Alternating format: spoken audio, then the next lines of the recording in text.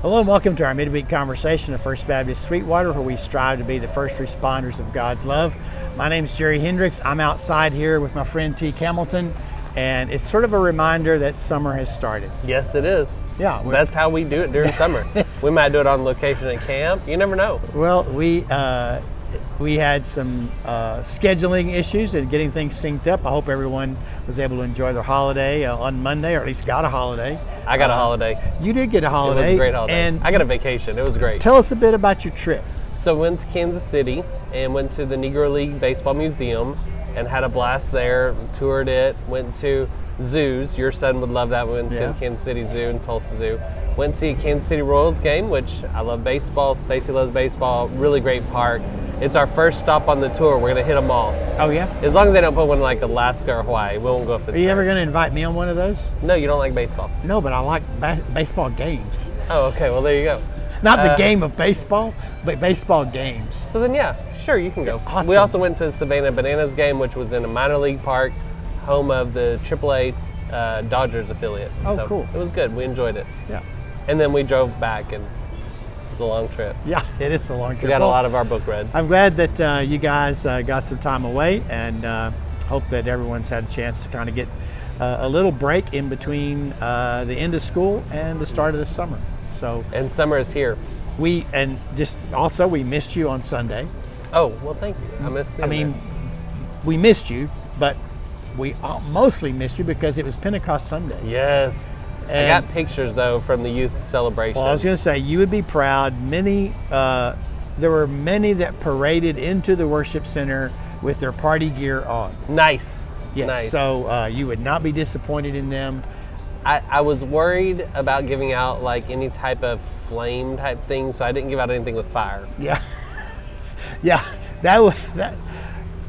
Thank you.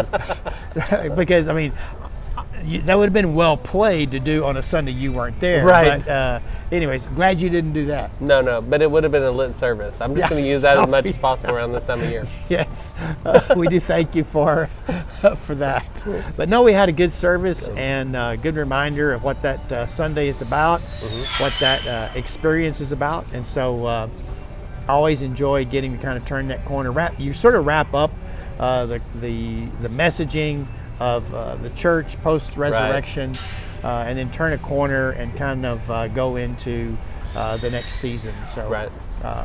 Anyways, we did check on the ordinary time. Right. So we had a blunder earlier because we tried to record this podcast before you left. Right.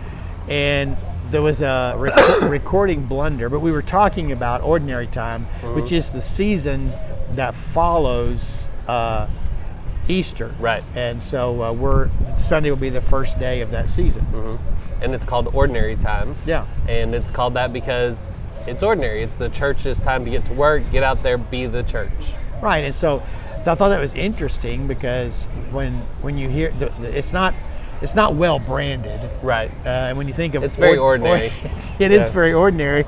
And I've shared with many through the years that in my pastorate at Sweetwater, I struggle through the summers. Right. And I don't know, when I say struggle, it was, I don't know, when I'm focused on a season or a series or a launch period or whatever else, the rhythm is just so different during the summer. Right. It's a long study usually through a book. It's longer, and I think on the early years, the first couple of summers, I didn't take that into account, and it felt like it started getting bogged down, and so I kept working on that.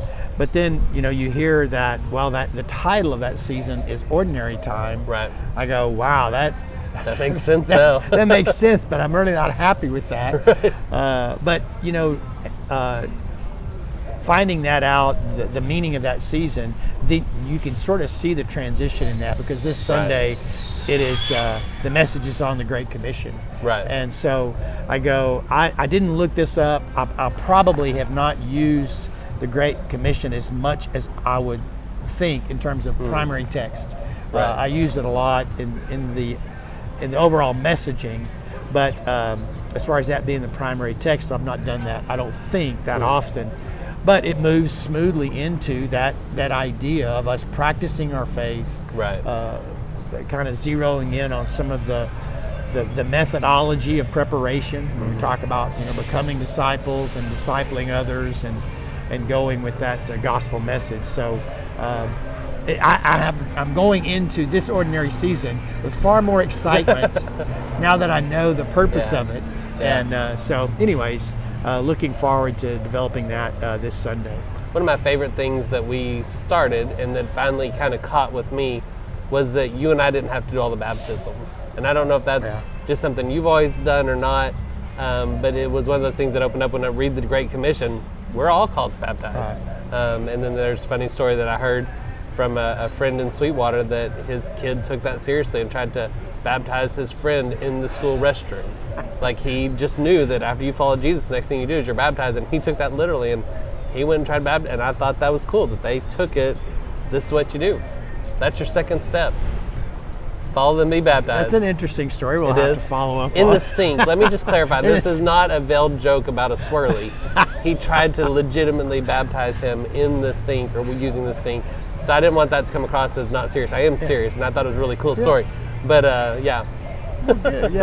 Well, it is a wonderful text, and always is a good place to kind of jump into and remind ourselves what we ought to be about and what this process looks like. And so, I think for our church to be in a place where we're in an interim in terms of pastoral leadership, I talked last Sunday, tried to focus on the importance of us understanding as laity our responsibility in doing ministry within the context of church in order to be on mission and on purpose and reaching others. And so this Sunday will just continue us down that road and help us to think through that. So I'm really excited about that. And then we'll jump into the text starting in Matthew 9.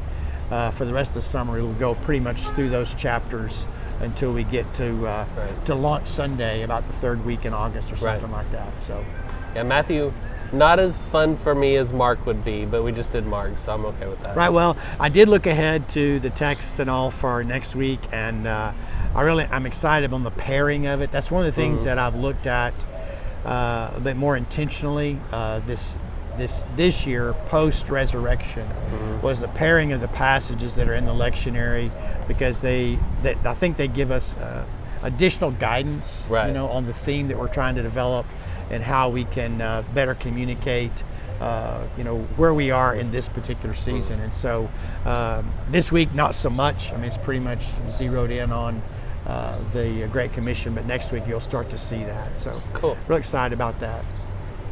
So anyways, thank you for joining us. That's sort of an abrupt ending. Well, it's because we are outside, and this is our first downtown experience. And so we've had saws cutting in the background.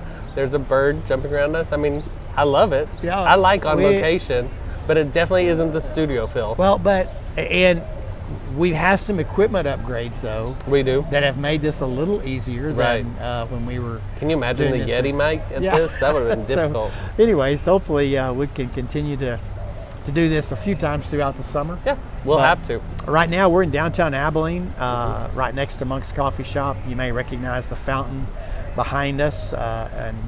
Anyways, we'll see if we can. We'll see how well this goes. People who just listen to it think we're sitting by the pool. They just hear the fountain behind us. We're not at the pool. Yeah, no.